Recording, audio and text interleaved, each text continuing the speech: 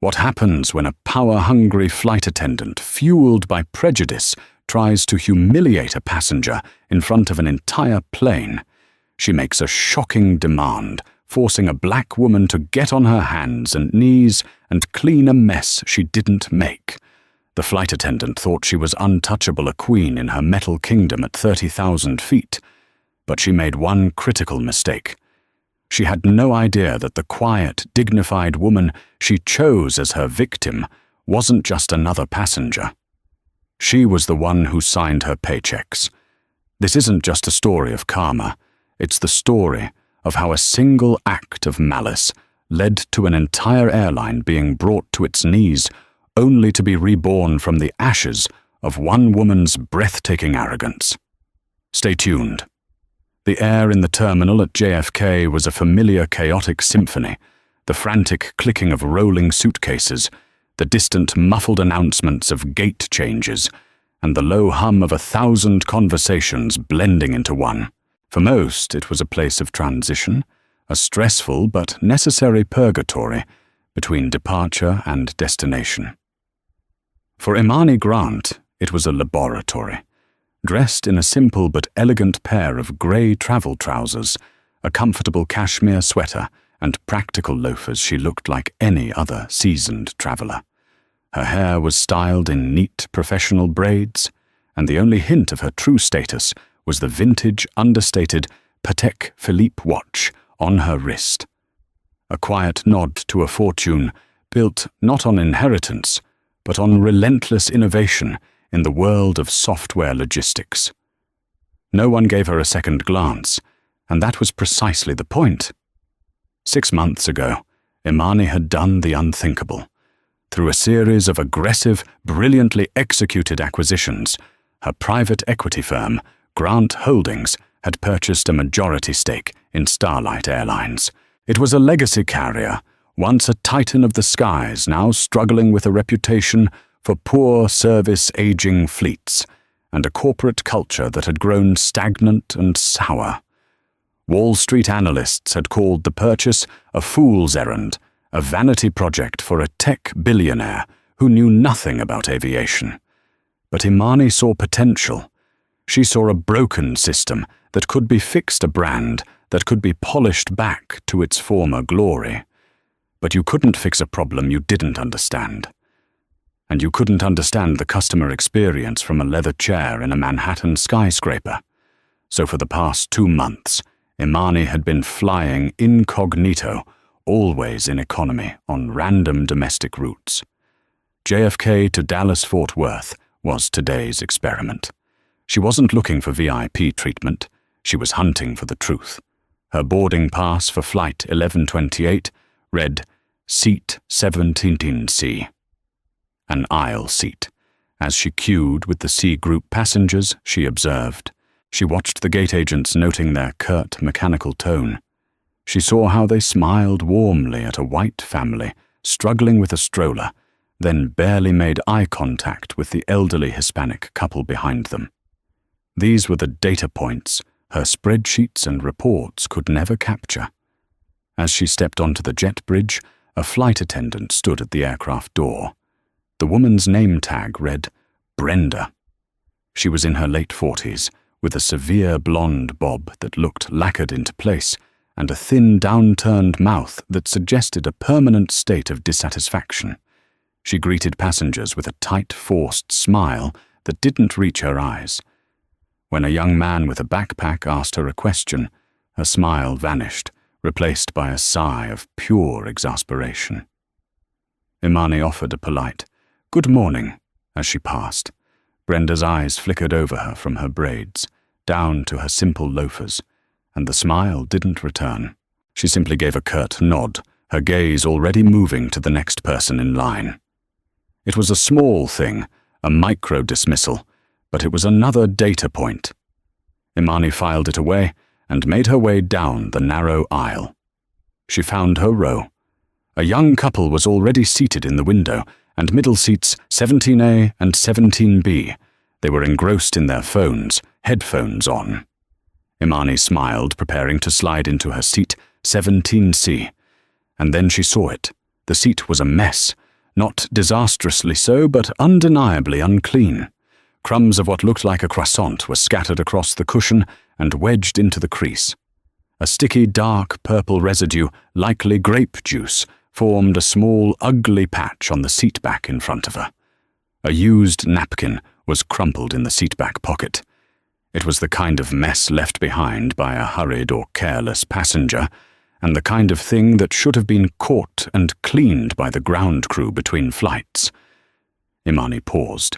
Her first instinct was to call a flight attendant, but she decided to wait. This was a test. What was the standard procedure here? Would the crew be proactive? Would they even notice? She stood in the aisle deliberately, not sitting, waiting to see what would happen as the final passengers boarded. It was Brenda who noticed her. She strode down the aisle, her movements sharp and efficient. "Ma'am, is there a problem?" she asked, her voice laced with an impatient edge. "You're holding up the boarding process." Imani gestured calmly to the seat. "I'm sorry, it seems the seat hasn't been cleaned. There's a spill and some food left on it." Brenda glanced down her upper lip, curling in faint disgust. She saw the mess. Then her eyes moved back to Imani, and a strange, cold calculation seemed to pass through them. She didn't look apologetic or concerned. She looked annoyed. "I see," Brenda said, her voice dropping the feigned politeness. She straightened up, crossing her arms. "The ground crew is very thorough. Are you sure you didn't make this mess yourself, just now?" The accusation was so sudden, so baseless, that it took Imani a moment to process. "I just got here," she stated simply, keeping her voice even. "I haven't even sat down." Brenda let out a small, disbelieving scoff. She looked at the young couple next to the seat, who were now watching their headphones off. She looked back at Imani, her gaze lingering as if assessing a suspect. "Well," Brenda said, her voice loud enough for the surrounding rows to hear. "Someone has to clean it up before we can take off. We can't have the aircraft in this state." She paused, letting the implication hang in the air. This wasn't just about a dirty seat anymore. It was about to become a spectacle. And as Imani stood there, the quiet observer in her own laboratory, she had a sinking feeling that her experiment was about to yield its most disturbing data yet. The cabin hummed with the quiet tension of an audience before a play. Passengers who had been mindlessly scrolling through their phones or adjusting their neck pillows were now subtly turning their heads. The confrontation in row 17 was becoming the in-flight entertainment. Imani met Brenda's hard stare without blinking. "I agree, it should be cleaned up," she said, her tone deliberately reasonable. "Could you please get some wipes, or have a member of the crew attend to it?" This simple, logical request seemed to enrage Brenda. It was a rejection of the narrative she was trying to build, one where Imani was the problem. Brenda's face tightened, and she placed a hand on her hip, adopting the posture of a weary authority figure dealing with an unruly subordinate. "Ma'am, our crew is extremely busy preparing the cabin for a safe and on-time departure," she said, enunciating each word as if speaking to a child. "We are not a cleaning service. Passengers are expected to be responsible for their own space." "But this isn't my space yet," Imani countered, still holding her ground in the aisle. "And it isn't my mess. It was here when I arrived." From a few rows back, a man's voice piped up. "She's right. I saw the family with the little kid sitting there on the last leg from Orlando. They were eating snacks the whole time." Brenda shot a venomous glare in the direction of the voice, but it had already planted a seed of doubt among the other passengers. The young man in seat 17B, whose name was Liam Peterson, a journalism student on his way to a college conference, now felt emboldened to speak.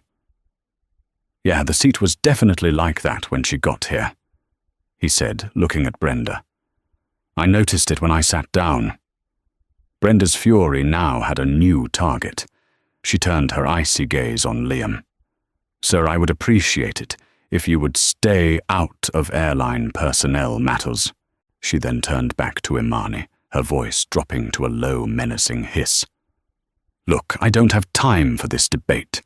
Either you clean up the mess so you can sit down, or I will have you removed from this aircraft for refusing to take your seat and delaying departure. It's your choice. The threat was audacious. It was a gross abuse of power, a weaponization of FAA regulations designed for safety, not for personal vendettas. Imani could feel the blood pounding in her ears, but her expression remained a mask of preternatural calm. She had dealt with hostile negotiations in boardrooms worth billions of dollars. She would not be broken by a petty tyrant in a polyester uniform. At that moment, the purser, a man named Mark Jensen, arrived. He was older than Brenda, with a tired face and a demeanor that screamed conflict avoidance.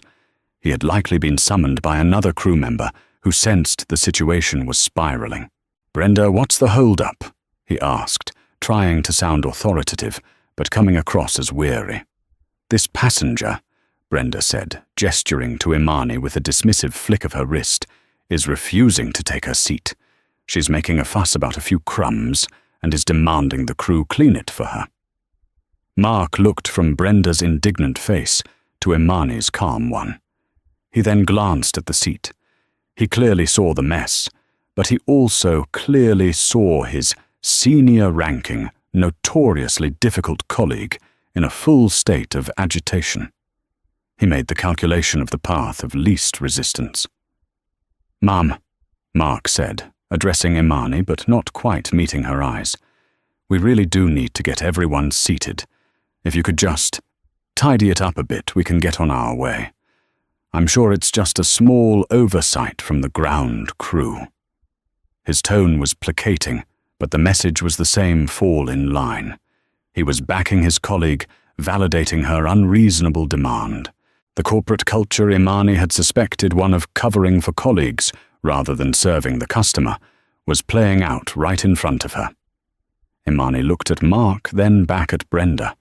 Their united front was a fortress of mediocrity and prejudice. She could escalate. She could demand to speak to the captain. She could refuse and be forcibly removed, creating a viral video and a PR nightmare for her own company. That would be the easy, explosive route. But it wouldn't give her what she truly wanted. It wouldn't expose the rot. An explosion is messy and chaotic. A controlled demolition, on the other hand, is precise. It brings the whole structure down by targeting its weakest points. A new plan began to form in her mind, a much more thorough and much more devastating plan. To execute it, she needed to do something that went against every fiber of her being. She needed to submit. For now. "Fine," Imani said, her voice clear and devoid of emotion. The word hung in the air, surprising everyone, most of all Brenda, whose face flickered with a triumphant smirk. "I will clean the seat," Imani continued, her eyes locking on to Brenda's. "But first, I will need some supplies, gloves and whatever cleaning solution you have. And I'll also need both of your names and employee numbers. For the formal complaint I'll be filing with Starlight Airlines corporate headquarters upon landing." The smirk on Brenda's face wavered. The mention of a formal complaint with names and numbers attached was a direct challenge. Mark looked visibly uncomfortable, shifting his weight from foot to foot. Brenda, however, was too deep in her power trip to back down now. To her, this was just another empty threat from a disgruntled passenger. She probably received a dozen such threats a week.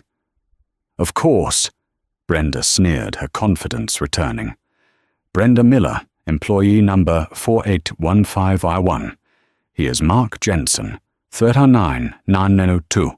I'll get you some cleaning wipes from the galley." She turned and marched toward the front of the plane, her back ramrod straight. She believed she had won. She had asserted her dominance, put the difficult passenger in her place, and was about to enjoy the ultimate satisfaction of watching her bend to her will. Imani watched her go. She felt dozens of pairs of eyes on her, a mixture of pity, discomfort, and disbelief. She ignored them all. Her mind was already at 30,000 feet, soaring far ahead of the aircraft. She wasn't just thinking about a complaint anymore. She was thinking about a corporate restructuring, and it was going to start with Brenda Miller and Mark Jensen. Brenda returned with a smug sense of finality. In her hand, she held not a proper cleaning kit, but a thin, travel-sized packet of generic wet wipes and a pair of flimsy latex gloves, the kind found in a basic first aid kit.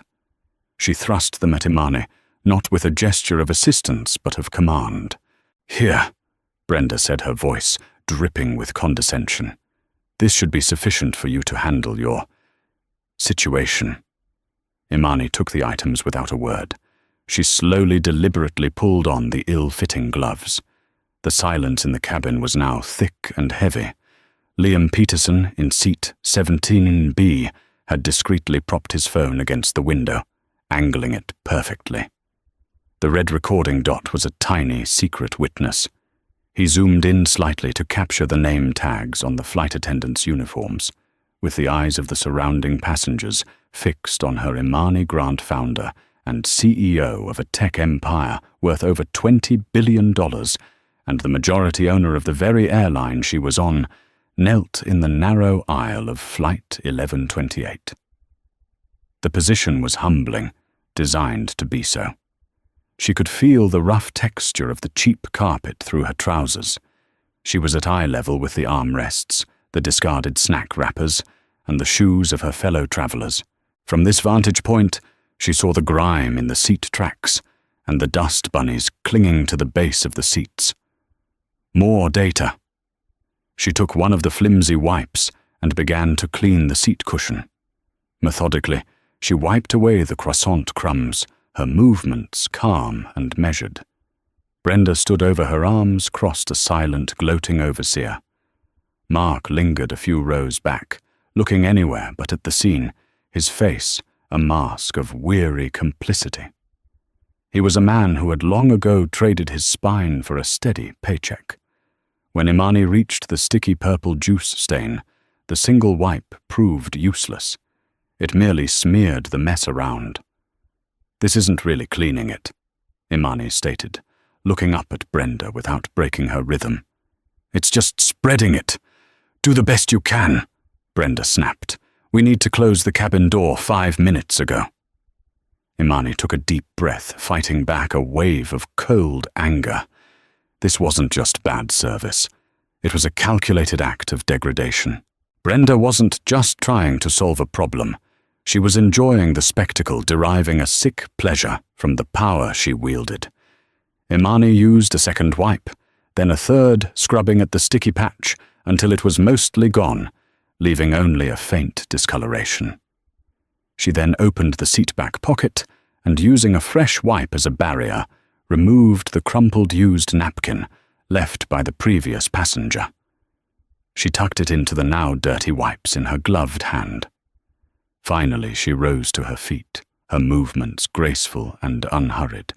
She pulled off the gloves, bundling the soiled wipes inside them. She looked around for a place to dispose of the trash. Brenda simply pointed a manicured finger toward the galley at the back of the plane. "There's a trash receptacle there." Imani didn't argue. She walked the length of the cabin, the bundle of trash in her hand, feeling the stares of the other passengers on her back. When she returned, Brenda and Mark had retreated to the front, preparing for the cabin door to close. The ordeal seemed to be over.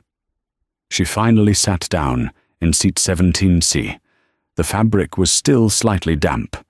The young couple next to her, who had been frozen in silence, finally stirred. "I am so sorry you had to go through that." The young woman in the window seat whispered, her eyes wide with disbelief. "That was unbelievable." Liam Peterson in the middle seat leaned over slightly. "I got the whole thing on video," he murmured, his voice low. "Her name, his name, the whole demand. I can't believe them. If you file a complaint, I'll be your witness. I'll send you the file." Imani turned to him, a genuine warmth entering her eyes for the first time. "Thank you," she said softly. "That might be very helpful.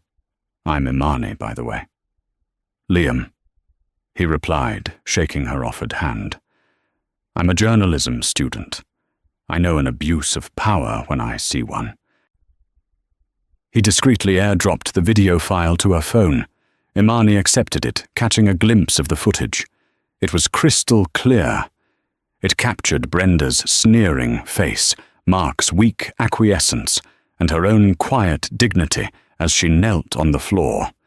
It was perfect. It was irrefutable.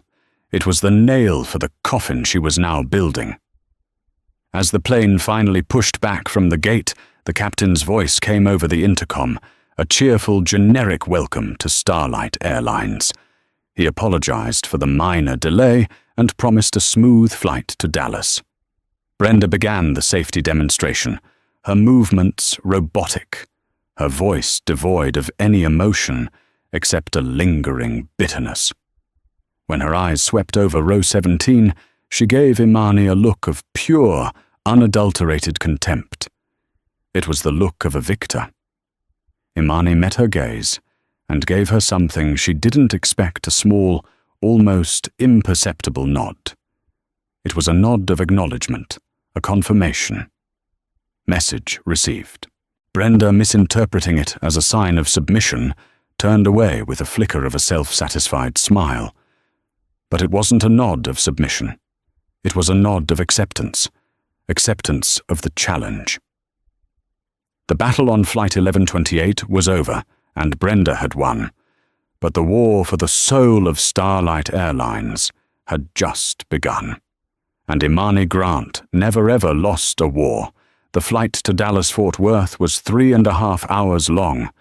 For Imani, it was a masterclass in everything that was wrong with her airline. The in-flight service, led by Brenda and overseen by Mark, was a study in weaponized indifference.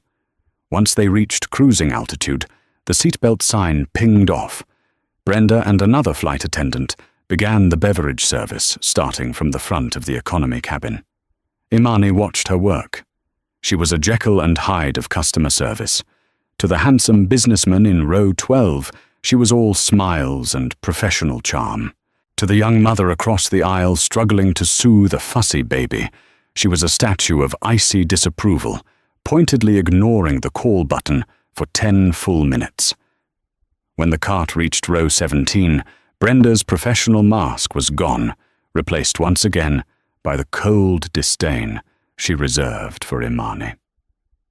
"Drink?" she asked, her tone flat. "I'll have a coffee, please." "Black," Imani replied politely. Brenda slopped the hot coffee into a paper cup, not bothering to use a napkin to catch the spill that trickled down the side. She practically slammed it onto Imani's tray table. "Anything else?" "Yes, I'd like to purchase the Wi-Fi access, please," Imani said. Brenda sighed dramatically. "You need an app for that, or you can use the portal. I'm not tech support." She began to push the cart away. "The portal isn't loading," Imani said calmly, holding up her phone to show the endlessly spinning loading icon. This was another known issue she wanted to experience firsthand, the notoriously spotty and overpriced internet service. "Not my problem," Brenda muttered loud enough for Liam to hear. "Try again later." And she moved on. Liam leaned over again. "Unreal. Do you want me to hotspot my phone for you? I paid for the full flight package, and it's actually working." "That's very kind of you, Liam, but no thank you," Imani said, with a grateful smile. "I'm actually more interested in the failure of the system than in getting online." Liam looked at her, a flicker of curiosity in his eyes. She wasn't behaving like a typical angry passenger. She was too calm, too observant. She was like a scientist studying a strange, toxic specimen. Imani spent the rest of the flight taking meticulous notes on her phone. She documented the slow response to call buttons, the trash left in the aisles, the dismissive attitude of the crew, and the broken Wi-Fi. Every failure was a bullet point in the damning report she was composing in her head. Mark, for his part, remained a ghost. He made one pass through the cabin, collecting trash with a look of profound boredom, carefully avoiding any eye contact with row 17. He was a portrait of complicity, a man who enabled the toxicity of others through his own inaction. He was just as guilty as Brenda, perhaps even more so. Brenda was a predator, but Mark was the one who unlocked the cage. As the plane began its initial descent into Dallas, Imani felt a sense of grim satisfaction. Her undercover mission had been more successful than she could have imagined. She had wanted to find the truth of the Starlight passenger experience, and the truth had been delivered to her in the most visceral, humiliating way possible. This single flight encapsulated every negative customer review, every letter of complaint, every reason why Starlight Airlines was failing. It wasn't just about aging planes or bad coffee. It was about a culture of disrespect that had been allowed to fester unchecked in the pressurized cabins of their aircraft. The plane touched down smoothly at DFW. As it taxied to the gate, Brenda's voice came over the PA system, a pre-recorded cheerfulness in her tone. On behalf of the entire Starlight family, we'd like to thank you for flying with us today. We know you have a choice when you fly, and we thank you for choosing us. Imani almost laughed at the bitter irony. The Starlight family. It sounded more like a crime family. As passengers began to stand and retrieve their bags, Imani remained seated. She waited patiently for the aisle to clear, showing no hurry. Liam stood up. "It was a pleasure meeting you, Imani, under the circumstances," he said, handing her a business card he'd printed for his internship. "My email and cell are on there. Please don't hesitate to reach out if you need that video or a statement. What she did was wrong." "I will, Liam. Thank you for your integrity," Imani said, shaking his hand warmly. "It's refreshing." Finally, the aisle was clear enough for her to leave. As she walked toward the front of the plane, she saw Brenda and Mark standing near the cockpit door, bidding farewell to the departing passengers. When Brenda saw Imani approaching her, smile vanished. She turned her back slightly, presenting Imani with her shoulder, a final petty act of disrespect. Imani didn't rise to the bait. She simply walked past them and stepped onto the jet bridge without a word. She didn't look back. In Brenda's mind, the story was over. She had dealt with a difficult passenger, put her in her place, and would now head to the hotel for her layover, perhaps complaining to her colleagues over dinner about the entitled woman in 17C. She had no idea that for Imani Grant, the story was just beginning. Imani walked through the bustling terminal, her carry-on rolling silently behind her. She ignored the signs for baggage claim and connecting flights. Instead, she followed the signs for ground transportation, but she wasn't looking for a taxi or a shuttle. She pulled out her phone and made a call not to her car service, but to the one person who needed to hear this story immediately. The phone was answered on the first ring. "James, it's Imani. Clear your morning schedule. Clear the entire day. We have a 5-alarm fire in customer service, and I'm coming to headquarters now. And get Sarah Jenkins from HR on the line. I want her in the meeting. We are going to completely fumigate our house." James Brown, the CEO of Starlight Airlines, a man accustomed to Imani's decisive and sometimes dramatic directives, could hear the steel in her voice. "Understood, Imani. I'll see you in an hour." "What happened?" Imani paused, watching one of her own Starlight planes take off in the distance. "What happened," she said, her voice dangerously quiet, "is that I just learned what it's truly like to fly on my own airline." The Starlight Airlines corporate headquarters was a gleaming glass tower just a few miles from the DFW airport, a monument to a bygone era of aviation prestige. Inside on the top floor was the executive boardroom. It was a space designed to project power and confidence, with a sprawling mahogany table, panoramic views of the airfield, and walls adorned with stylized photos of Starlight's aircraft soaring through majestic clouds. By the time Imani arrived, James Brown and Sarah Jenkins were already waiting. James was a sharp, impeccably dressed man in his early 50s, known for his operational genius and his unflinching loyalty to Imani, whom he respected immensely. Sarah, the senior vice president of human resources and legal affairs, was a formidable woman with a mind like a steel trap and a reputation for handling the company's messiest problems with quiet, ruthless efficiency. They both stood as Imani walked in. She had not changed out of her travel clothes, and her calm, focused fury was a palpable force in the room. "Imani, are you all right?" James asked, his face etched with concern. "Your call was alarming." "I'm fine, James. The company, however, is critically ill," Imani said, placing her phone on the polished surface of the table. "Sarah, thank you for coming on such short notice. I trust this conversation will be covered by every imaginable privilege and non-disclosure agreement." "Of course, Imani," Sarah replied, her eyes sharp and analytical. "What's going on?" Imani took a deep breath. For the next 20 minutes, she recounted the events of Flight 1128. She started with the dismissive greeting at the door and ended with Brenda's final snub on the jet bridge. She relayed the entire incident at row 17 in painstaking, emotionless detail: the false accusation, the unreasonable demand, the public humiliation, Mark's spineless complicity, and the names and employee numbers she had collected. She spoke not as a victim, but as a field researcher presenting her findings. When she finished, a heavy silence descended upon the boardroom. James Brown's face was pale, a mixture of shock and incandescent rage. Sarah Jenkins was impassive, but her knuckles were white where she gripped her pen. "They made you get on your knees and clean the seat." James finally said, his voice barely a whisper. The idea was so grotesque, so far beyond the pale of mere bad service, that he could hardly comprehend it. "Yes," Imani said simply, in front of at least a dozen other passengers.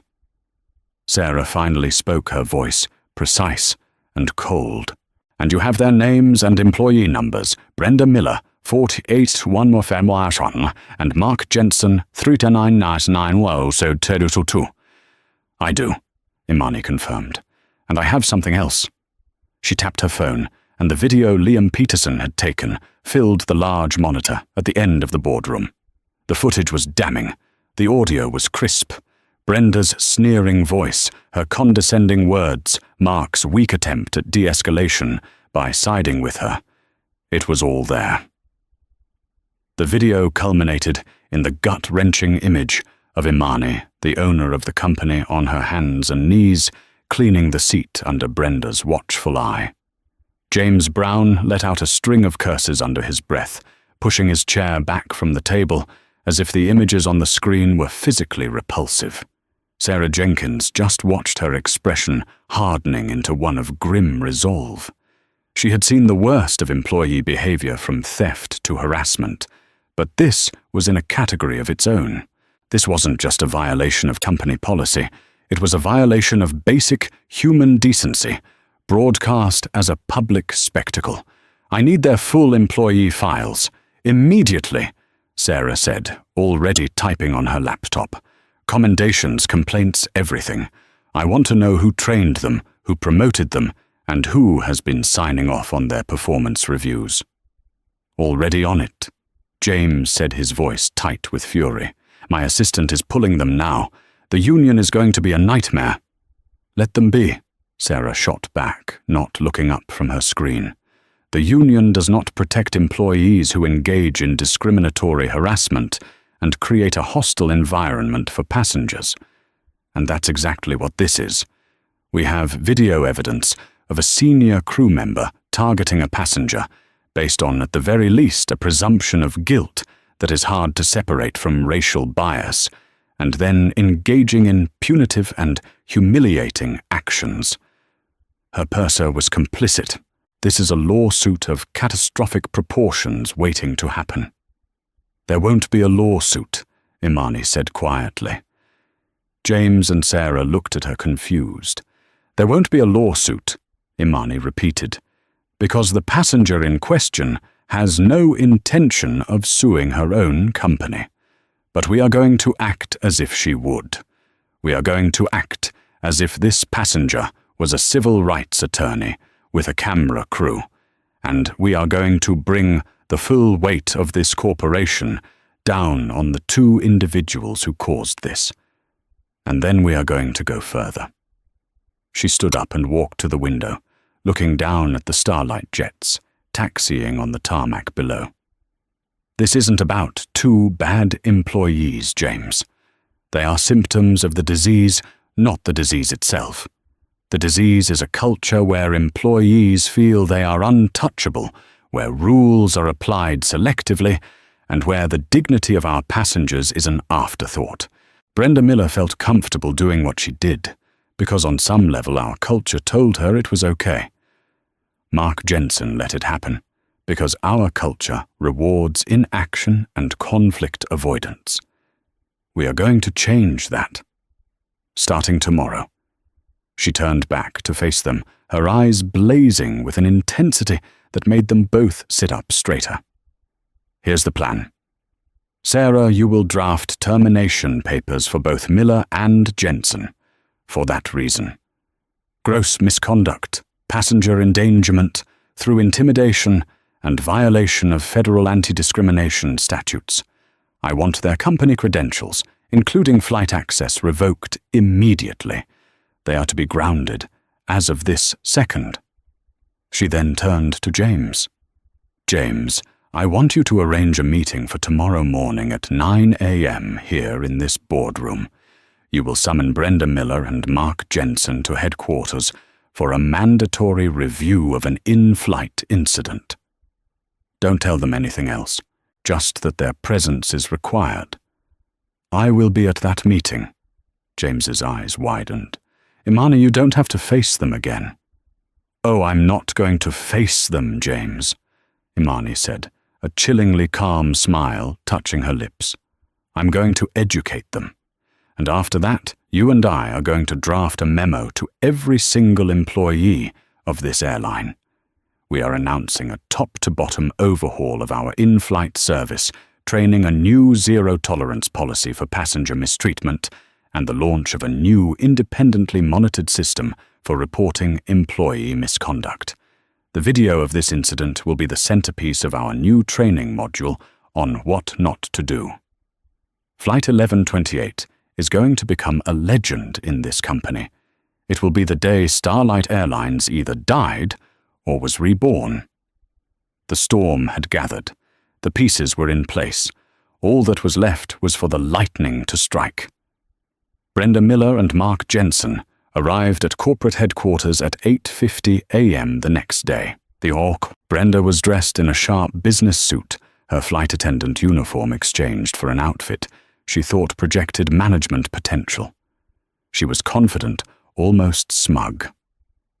A summons to headquarters for an in-flight incident was in her experience a formality. It usually meant a difficult passenger had filed a complaint, and she would give her side of the story, be backed up by her purser, and the company would send a form letter and a travel voucher to the passenger to make them go away. She saw it as an opportunity to reinforce her reputation as a no-nonsense crew member who kept her flights in line. Mark was less confident. He looked nervous, his tie slightly askew. He hadn't slept well. The image of the woman on her knees had replayed in his mind, and for the first time in years, he felt a prick of conscience, which was quickly overshadowed by a gnawing anxiety. They were escorted to the top-floor boardroom by a silent assistant. When they walked in, their confidence faltered. This was not the small windowless HR office where such matters were usually handled.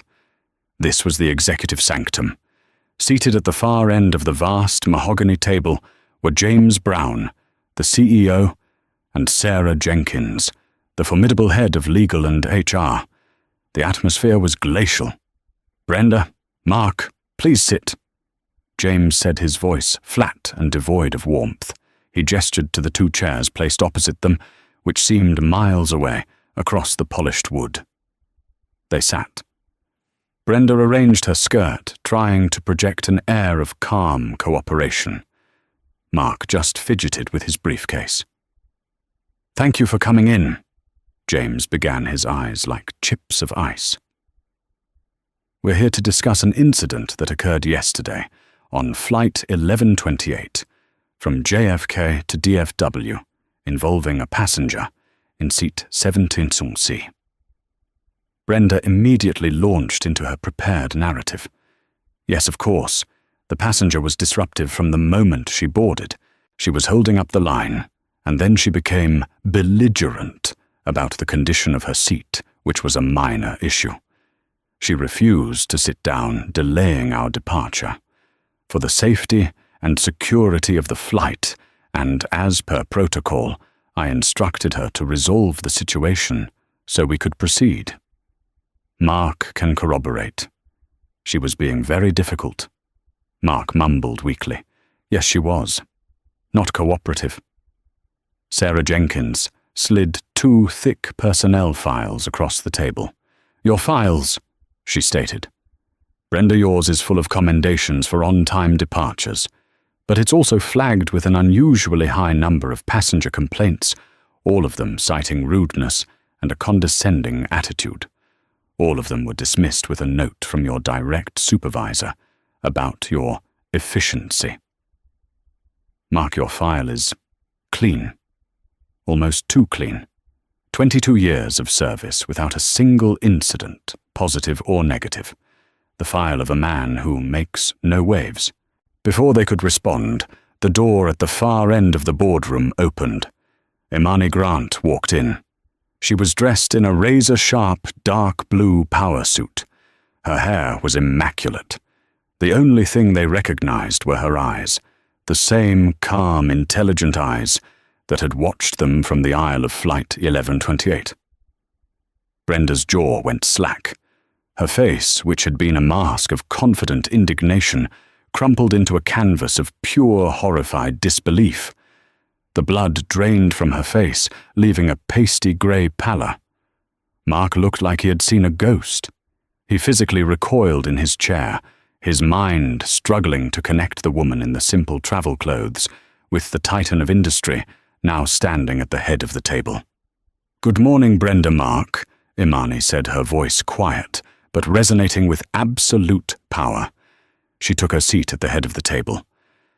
"I believe we've met. I was the passenger in 17C, but today I'm here as the majority owner of Starlight Airlines, your boss." The silence that followed was so profound that the hum of the building's ventilation system sounded like a roar. Brenda opened and closed her mouth like a fish, but no sound came out. "I called this meeting because I wanted to look you both in the eye and thank you," Imani continued, her calm delivery, more terrifying than any shouting match could ever be. "You see, I've been trying for months to understand why this airline is failing. I've read reports, I've analyzed data, but I couldn't grasp the core problem. Yesterday, you showed me. You gave me a multi-million-dollar education in exactly what is wrong with our corporate culture. So thank you."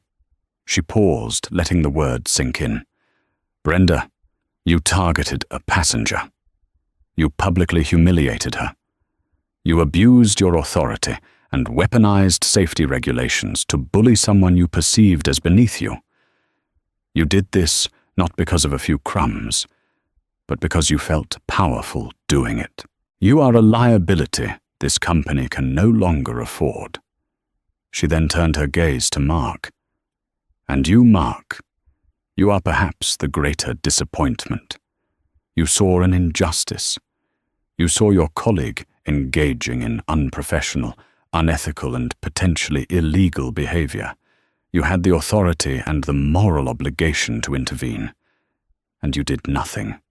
You stood by and let it happen because It was easier than confronting her. Your silence makes you complicit in every way. The rot in this company isn't just the bullies. It's the cowards who let them thrive. Sarah Jenkins pushed 2 envelopes across the table. Your termination notice, she said crisply. Effective immediately. You are being terminated for cause for gross misconduct. As such, you will not be receiving a severance package, and your flight benefits are cancelled as of this moment. Your final paychecks will be mailed to you. Security will now escort you from the building to retrieve your personal effects from your lockers. You are not to have any further contact with any Starlight Airlines employees. Brenda finally found her voice, a high-pitched, desperate squeak. You can't do this. I have rights. I'll go to the union. I'll sue. Imani leaned forward slightly. Please do. I invite you to. The union has already been sent a copy of the high-definition video of the incident in which you and Mark are clearly identifiable. We are prepared for any legal action you might take, and I assure you our legal team is far better than any you can afford. A lawsuit would involve discovery where dozens of other passengers from that flight would be called to testify about what they saw. Your name, Brenda Miller, would become synonymous with corporate bigotry. By all means, sue us. You would be doing me a favor. The fight drained out of Brenda's eyes, replaced by the hollow look of utter ruin. She had lost. She had played her game of power and had come up against the final boss, not realizing she was even in the game. Mark just sat there, slumped in his chair, a broken man. He didn't protest. He knew he had failed a test he hadn't even realized he was taking. Your corporate access badges were deactivated an hour ago, James Brown added, his voice grim. Security is waiting outside.